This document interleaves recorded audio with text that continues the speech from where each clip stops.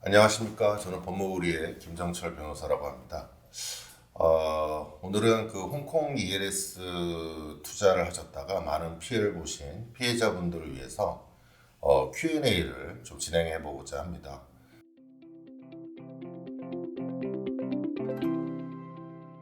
홍콩 ELS 상품은 일종의 파생 상품이죠. 여러분이 이제 최근에 처음에 가입하셨을 때는 모르셨겠지만 이번에 이제 사고가 터지고 나서 ELS 상품이 이런 것이고 언론에서 이런 것들이 파생 상품이고 고위험, 초고위험 상품이라는 것들을 이제 아시게 되셨겠지만 이러한 그 고위험 상품들은 기본적으로 증권사에서 판매를 해야 되는 거죠. 그런데 이것을 주로 예금을 맡기고자 하는 고객들에게 이러한 고위험 상품을 판매했다라는 것 자체가 굉장히 문제가 있는 것이고, 또 라인펀드와 달리 이 홍콩 이일의 사건은 금융기관에서 이 홍콩 이일의 상품을 판매하기 위한 전략을 세우고 대대적으로 판매하도록 직원들을 독려하고 KPI 점수라고 하는 걸 통해서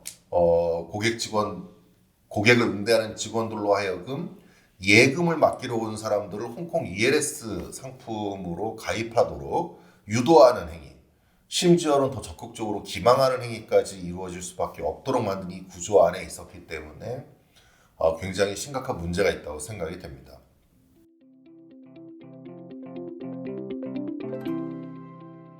최근에 이제 금융감독원에서 분쟁 조정 결정이 내려졌죠. 그래서 얼마부터 얼마까지의 비율을 산정을 하고 이러한 배상을 하도록 권고를 합니다.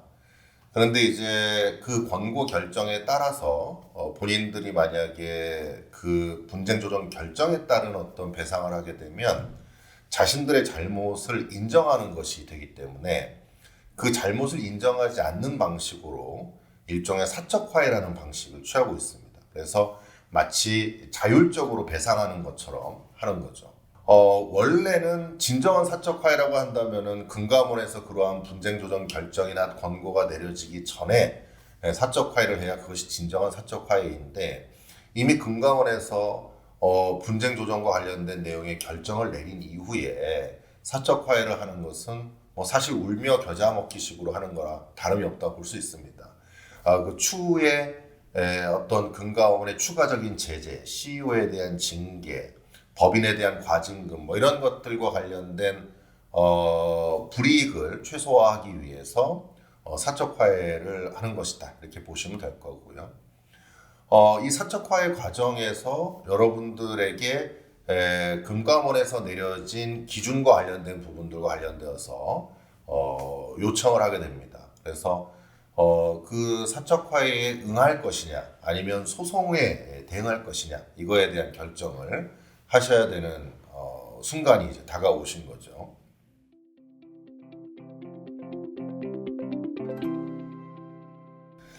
사적화해가 이제 처음에 이제 진행이 되면은 여러분들에게 연락이 가고요. 거기에 이제 사실관계 확인서, 보통은 이제 각 금융기관마다 서식이 좀 다 다릅니다. 그래서 뭐 우리은행이냐 신한금투냐 신한은행이냐 여기에 따라서 좀 다 다르긴 한데, 이제 통상적으로 보면 이제 이 사실관계를 먼저 확인하는 서류를 여러분들에게 드립니다. 그러면 이제 거기에서 뭐 질문 같은 게 써 있죠. 노령자이신가요? 그다음에 그 자금은 뭐 은퇴 자금이나 뭐 노후 자금이신가요? 뭐 이런 것들을 이제 물어요. 그게 이제 아까 얘기했던 금융감독원에서 분쟁 조정 결정 과정에서 나온 가중 감산 요소에 대한 내용들입니다. 이제 그런 것들을 거기에 작성을 해가지고 사실관계 확인서를 작성해서 제출을 하면 그거를 가지고 본인들이 그 요소를 임의로 이제 판단을 해가지고 배상비를 알려주죠. 그래서 고객님은 이번에 뭐 48%입니다. 고객님은 이번에 50%입니다. 뭐 60%입니다. 뭐 이렇게 이제 배상 비율을 알려주게 될 것으로 생각이 됩니다. 그리고 맨 마지막 란에 보통은 이제 공란을 크게 이제 줍니다. 그래서 이제 여기에는 자기가 하고 싶은 말이나 뭐 본인들의 상황에 대해서 구체적인 내용을 기재하라고 돼 있는데, 이제 보통 여기에다가 여러분들이 계약서 과정에 하자라든지, 저희가 뭐 심지어 저도 많은 이제 피해자분들하고 상담한 결과 뭐 난청이 있으셔서 귀도 안 들리신 분을 데려다 놓고 가입하게 한 경우, 은행에 가서 예금을 맡기러 갔는데 이 사람을 증권사로 데려가 가지고 거기서 고액의 금융상품을 가입하도록 하게 하는 경우, 뭐 여러 가지 이유들이 있지 않습니까? 그리고 뭐 다 여러분들 거의 공통될 거라고 생각이 되는데, 해피콜 같은 경우에도 와서 내라고 대답하라고 얘기한단 말이에요. 그리고 잘못 얘기하면 다시 전화하고요. 그래서 원금 보장을 원하시나요? 이렇게 이제 원금의 위험성에 대해서 들으셨나요? 이렇게 얘기를 했더니 들은 적이 없습니다. 이렇게 이제 답변을 하면 다시 판매 직원이 전화 와서 그렇게 대답하시면 가입할 수가 없습니다. 이렇게 얘기해가지고 예라고 답하시면 됩니다. 이거 형식적인 것에 불과합니다. 이런 식으로 하는 경우들이 있단 말이에요. 그럼 이런 것들을 잘 제시하고 그 문제점들에 대해서 금감원의 분쟁조정 결정에 따른 그 기준에 해당된다는 것을 명확히 제시해 주셔야 됩니다. 그래서 그런 것들을 작성하는 것들에 대해서 중요하다는 걸 말씀드리고, 금융기관이 잘 체크하지 못하거나 또는 금융기관이 잘 인정해 주고 싶지 않은 부분들, 특히 아까 말씀드린 계약서 작성 과정의 하자 부분, 이런 것들에 대해서 잘 설명하고 소명하는 것이 배상 비율을 높이는데 훨씬 중요하다, 이렇게 이제 생각이 됩니다. 그래서 이런 부분들에 대해서 여러분들이 잘 유의하셔서 작성을 하시면 되겠다, 이렇게 이제 말씀을 드리고요.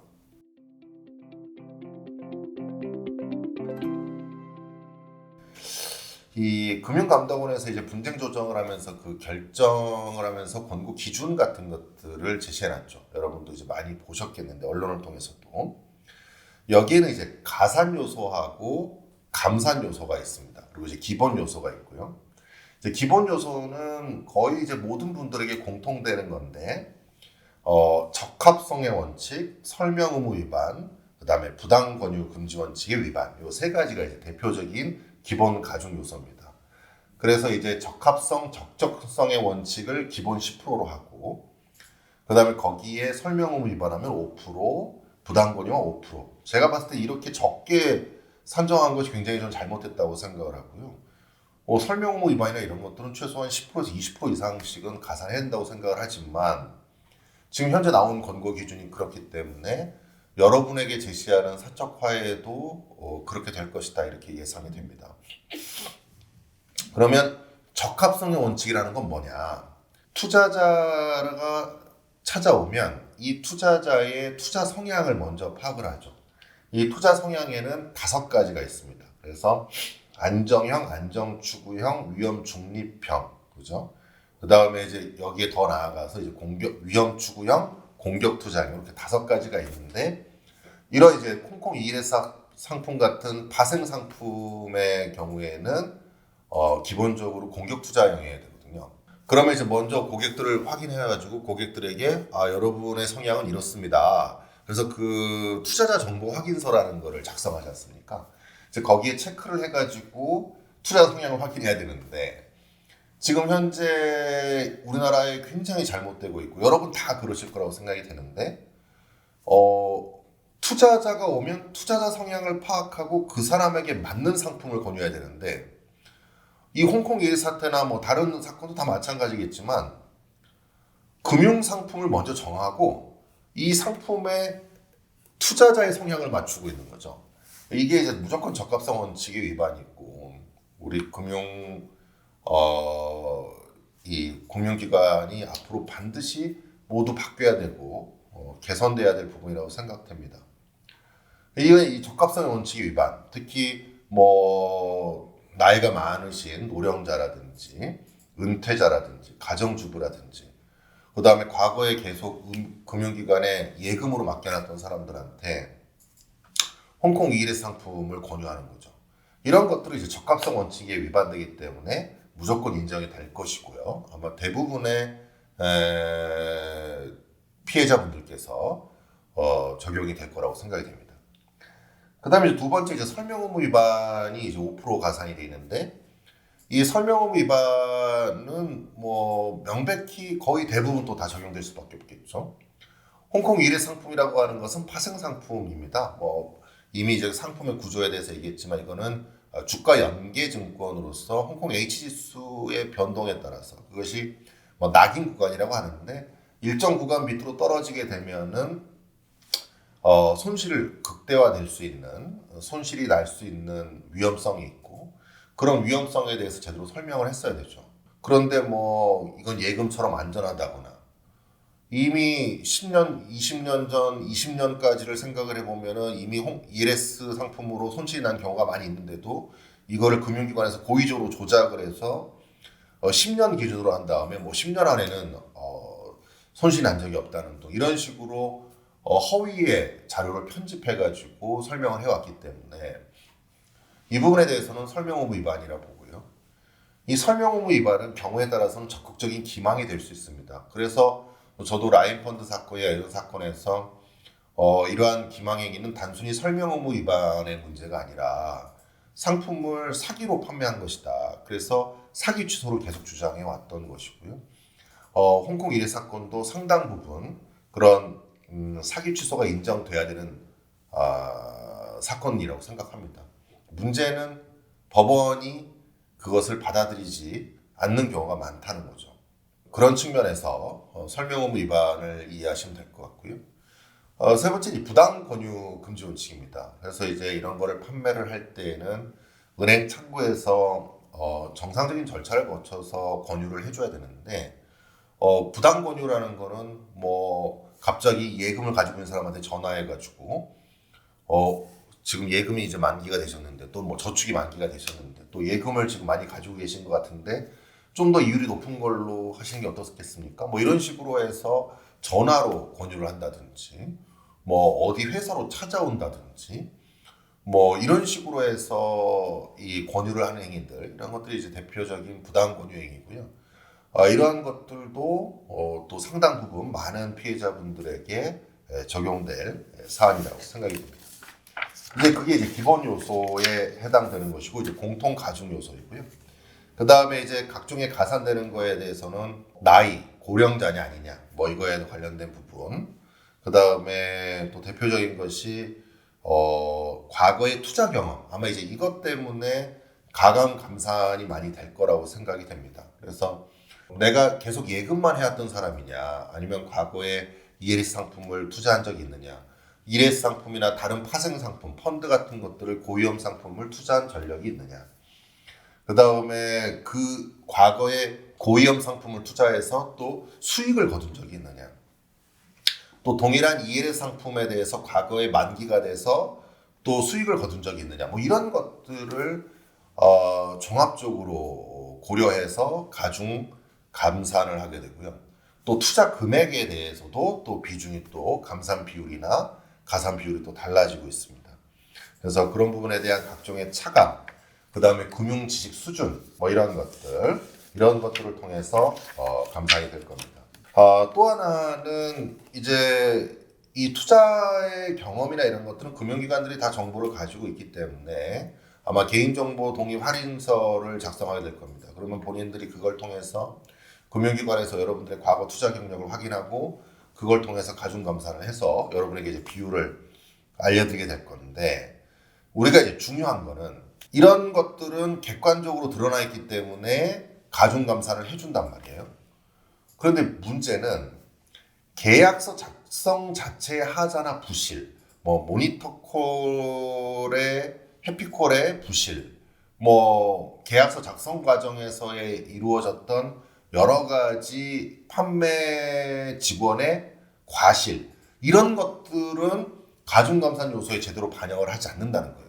아까 말씀드렸다시피 이게 사적화의 성격을 가지고 있다 보니까 본인들이 자율적으로 배상하는 것이고 본인들이 배상 비율을 임의적으로 결정하기 때문에 거의 모든 계약서는 다 정상적으로 잘 작성된 것을 전제로 합니다. 그래서 결국은 그 가중감산 비율의 차이점을 얼마나 잘 드러낼 수 있느냐 그리고 그런 부분의 문제점을 지적해서 분명히 금융감독원에서도 지적하고 있는 배상 비율의 가중 요소에 그런 부분이 들어있음에도 금융기관에서는 임의적으로 그거를 인정하지는 않거든요. 그게 이제 아까 얘기했듯이 본인들의 잘못을 인정하는 건 또 싫어하기 때문에 그래서 이 사적화의 신청서, 사실관계를 조사하는 내용과 이런 것들을 작성하실 때 이런 부분을 잘 작성해야 된다. 이렇게 이제 말씀드리고 싶네요.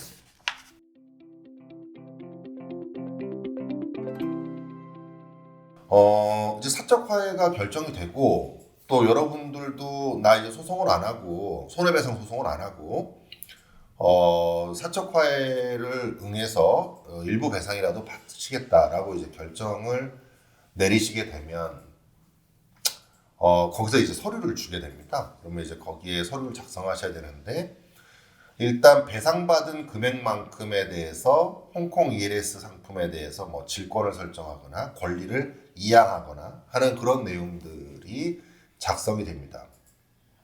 보통 펀드 상품 같은 경우에는 내가 만약에 1억을 투자했는데 6천만 원을 사적화해로 배상을 받았다. 그럼 그 6천만 원에 해당되는 금액만큼 근질권을 설정하는 근질권 설정 계약서가 옵니다. 그래서 이제 근질권 설정 계약서를 쓰라고 하고요. 두 번째는 민원 취하서 이런 것들을 또 줍니다. 그 민원 취하서는 이제 금융감독원에 민원을 제기한 거를 취하하라 이런 거고요. 그 다음에 이제 그 근질권 계약서에 들어있는 경우도 있고 별도의 계약서로 나오는 경우도 있는데 그 합의서 내용에는 일체 소송을 제기하지 않는다. 그 다음에 두 번째는 그 판매 직원들 이외 임직원들에 대한 고소 고발을 전부 취하한다. 요거를 이제 그 안에 합의를 하도록 되어 있습니다. 그거를 합의하지 않으면 배상금을 주지 않겠죠. 그런데 아까 말씀드렸다시피 무효 취소의 소송을 제기하는 것은 합의 대상이 안 되도록 금융감독원에서 얘기를 했기 때문에 금융기관에서 이제 무효 취소 소송을 할 사람들한테는 합의를 통해서 소송을 하지 말라 이렇게 얘기할 수는 없는 거예요. 그래서 사적화해의 합의서를 작성했다 하더라도 손해배상 청구 소송은 안 되지만 계약서의 본질적 하자로 인한 뭐 무효 또는 사안에 따라 다 다르겠지만 적극적인 기망을 통해서 나에게 일종의 사기 판매를 했다라는 통해서 사기차고 취소 뭐 이런 걸 통해서 부당이득 반환 청구 소송을 하는 것은 가능합니다. 그러나 아까 말씀드렸다시피 이것이 받아들여질 가능성이 현재 구조화에서 굉장히 어렵다. 뭐 제가 늘 얘기하듯이 이 금융기관을 상대 소송하는 것은 금융기관은 엄청난 자본력으로 대형 로펌을 한 군데도 아니고 여러 군데 김앤장, 태평양, 세종, 율촌 이런 여러 군데를 선임을 해가지고 대응을 하고 이 재판부도 굉장히 보수화되어 있고요. 또 소송 구조상 모든 입증 책임은 투자자가 지게 되어 있습니다. 그래서 피해자가 피해를 입은 것도 억울한데 모든 내용을 입증해야 되는 굉장히 어려운 소송이에요. 그런 측면에서 소송을 나아간다는 건 굉장히 용기 있는 행위가 될 수밖에 없습니다. 그리고 뭔가 배상을 다 받지 못할 수 있다라는 것을 감수해야 되는 그런 것도 있기 때문에 쉽지 않은 선택이 되는 거죠.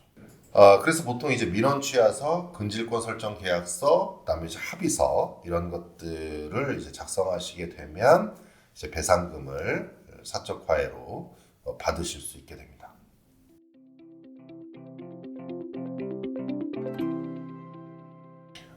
이미 이제 여러분 아시다시피 지금 사적화해로 배상을 하게 됐을 때는 보통 20%에서 지금 60% 구간 내에서 결정이 될 것이다. 이제 예측이 되고 있고 제가 생각하기에는 평균 한 45%에서 55% 정도의 사이에서 대부분의 배상 비율이 결정될 것이 아닌가 이렇게 생각이 됩니다. 그러나 이제 우리가 현실적으로 과연 이제 소송에서 어느 정도 성과를 낼 수 있을 것이냐 이거에 대한 부분은 또 다른 거죠. 이런 사건들은 반드시 누군가는 소송을 진행해서 어떤 결과를 꼭 도출해 볼 필요가 있습니다. 저희가 이 라인펀드 사건을 예를 들면 저희가 했던 뭐 개그맨 김한석 씨 관련된 라인펀드 사건에서 1심에서 전부 승소해서 대한민국 최초로 사기 취소로 인정받았지만 항소심에 가서는 사기 취소가 인정되지 않고 80%만 배상해라 라고 하는 것으로 판결이 바뀌었고요. 그것이 최근에 대법원까지 가서 확정이 됐습니다. 그러니까 결국은 100%를 배상받아야 되는 것이 너무나 당연한 사건임에도 불구하고 소송에서 그런 결과를 이끌어내는 것은 굉장히 어렵고, 또 소송이라고 하는 건 1심만 해도 최소한 한 2년 정도는 생각해야 되는 굉장히 어려운 과정을 거쳐야 되고 많은 그 고통의 시간들이 있습니다. 그리고 또 그것이 항소심에 가서 또 어떤 결과로 바뀔지 예측하기가 어려운 부분들이 있고, 또 법원이 기본적으로 금융기관 측면에 많이 좀 치우쳐 있는 부분도 있습니다. 또한 여러분들이 작성한 여러 가지 서류에 날인되어 있는 것들, 그 다음에 해피콜의 형식으로 전화가 왔던 것들이 여러분들의 소송에서 여러분들에게 불리한 증거들로 제출이 되기 때문에 모든 분들이 나 소송을 해야겠다 이렇게 생각하는 것은 바람직하지 않고요. 제가 생각하는 소송으로 하셔야 될 분들은 이 계약서의 작성 절차에 하자가 있는 분들입니다. 뭐 위임장이 없는데 누가 임의로 날인을 했다든지, 그 다음에 금융실명제법을 위반한 사유가 있다든지, 또는 누군가 문서를 변조하거나 위조해가지고 그런 계약을 작성했다든지, 이러한 계약서 작성 자체에서의 결정적인 하자가 있는 부분들은 소송으로 진행을 해볼 만합니다. 그래서 계약을 취소하거나 무효를 받음으로써 배상금 전액을 받고 거기에 나아가 이자까지 가산해서 받을 수 있는 가능성이 있습니다. 그러나 그렇지 않은 일반적인 부분에 있어서는 소송을 통해서 100% 배상을 받는 걸 기대하기란 현실적으로 어려운 거죠. 제가 아까 말씀드렸다시피 1심에서 전부 승소하고도 그 최초의 판결을 유지하기 굉장히 어려웠던 우리나라 법률 구조의 한계, 이런 것들이 있기 때문에 이 수많은 피해자분들께서는 현실적으로 생각해야 되는 부분들이 있다. 이 점을 감안하셔서 사적 화해로 배상을 받을지, 그 다음에 소송으로 갈지를 결정을 하셔야겠습니다.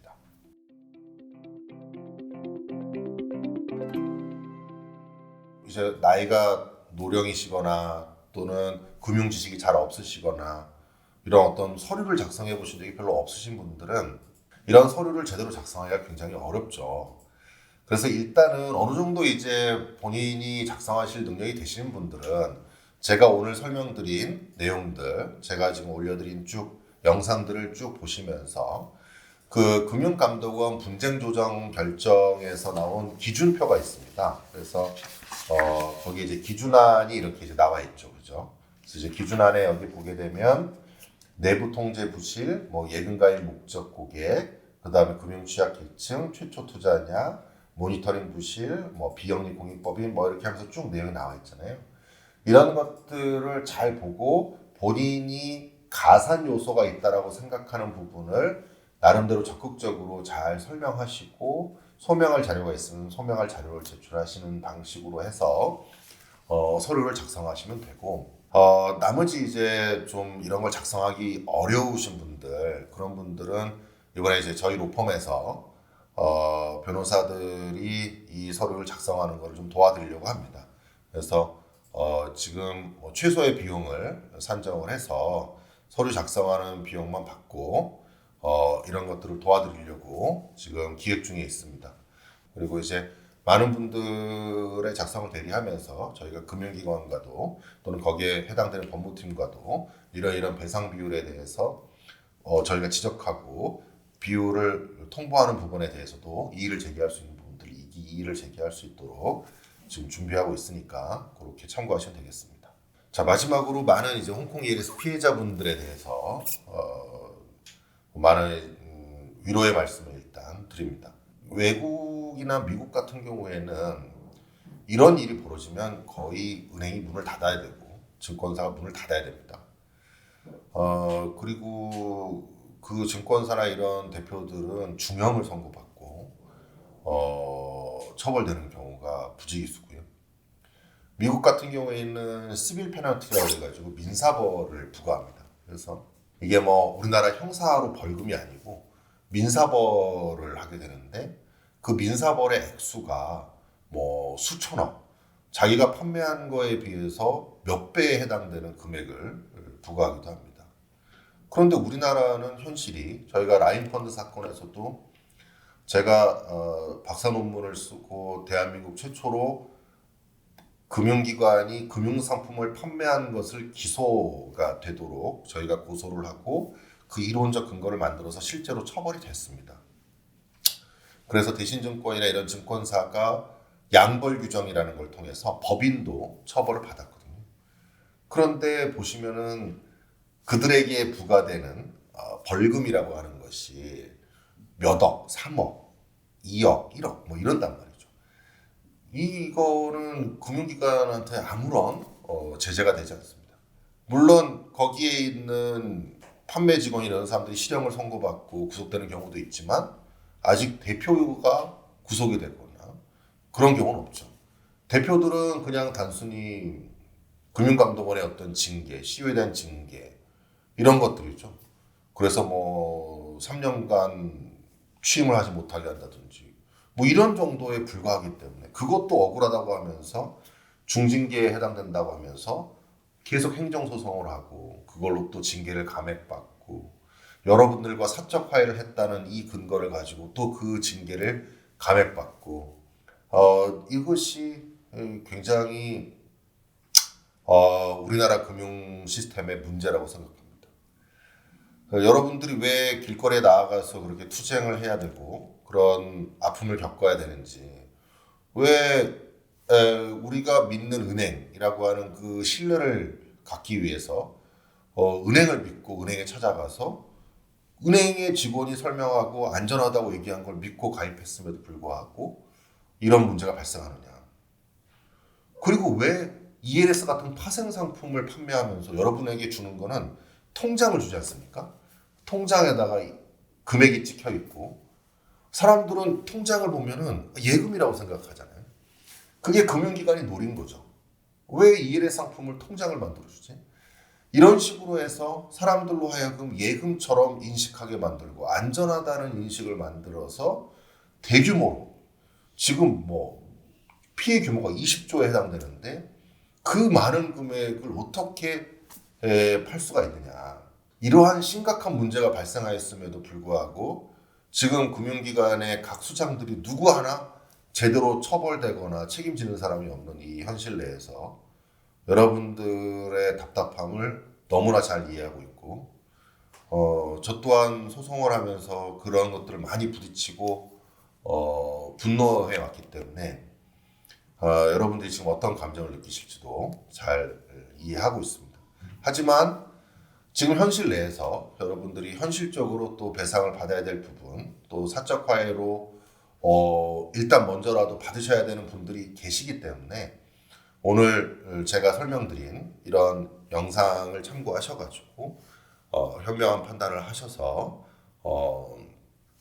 최대한 피해를 복구하실 수 있는데 도움이 되셨으면 좋겠습니다. 당연히 모든 100% 배상을 하는 것이 당연히 타당하지만 그리고 그것이 당위이고 더 나아가서 100%뿐만 아니라 그거에 대한 위자료도 청구를 해서 받을 수 있어야 되는 것이 당연한 어떤 법적 구제라고 생각을 하지만 아직 우리나라 현실이 그렇지 못합니다. 그런 현실 내에서 여러분들의 이 억울함을 풀어줄 수 있는 것들이 없다는 것에 대해서 저 역시 개탄스럽고 마음이 많이 아픕니다. 오늘 이 영상을 통해서 일단 여러분들에게 궁금하실 만한 내용들을 설명드렸으니까요. 일단 이걸 보시고 현명한 판단을 하셔가지고 여러분들의 피해 구제에 아주 조금이라도 도움이 됐으면 합니다. 대단히 감사합니다.